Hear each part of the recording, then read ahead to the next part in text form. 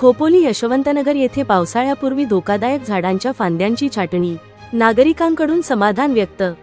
खोपोली यशवंतनगर येथील मशीद समोरील मोठ्या झाडाच्या फांद्या पावसाळ्यात शेजारील घरावर पडण्याची दाट शक्यता निर्माण झाली होती। यामुळे स्थानिक नागरिकांच्या मालमत्तेला व जीवाला मोठा धोका निर्माण झाला होता।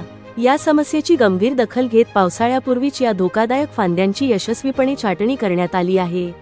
नगराध्यक्ष कुलदीपक अभय शेंडे यांच्या मार्गदर्शनाखाली प्रभाग क्रमांक 10 चे कार्यतत्पर नगरसेवक हरीश काळे, नगरसेविका अनिता श्याम पवार आणि नगरसेविका उज्ज्वला प्रमोद महाडिक यांच्या विशेष प्रयत्नाने हे काम तातडीने हाती घेण्यात आले। पावसाळ्यात कोणतीही दुर्घटना घडू नये म्हणून माजी नगरसेवक आनंद नायडू यांनी स्वतः घटनास्थळी उपस्थित राहून पालिकेच्या कर्मचाऱ्यांकडून या झाडाच्या फांद्या सुरक्षितपणे तोडून घेतल्या। स्थानिक नागरिकांची वर्षानुवर्षांची ही मोठी समस्या लोकप्रतिनिधींच्या तत्परतेमुळे सुटली आहे। सुरक्षिततेच्या दृष्टीने करण्यात आलेल्या या महत्त्वपूर्ण कामाबद्दल यशवंतनगरमधील रहिवाशांनी सर्व लोकप्रतिनिधींचे मनापासून आभार मानले असून प्रशासनाच्या या कामगिरीवर तीव्र समाधान व्यक्त केले आहे।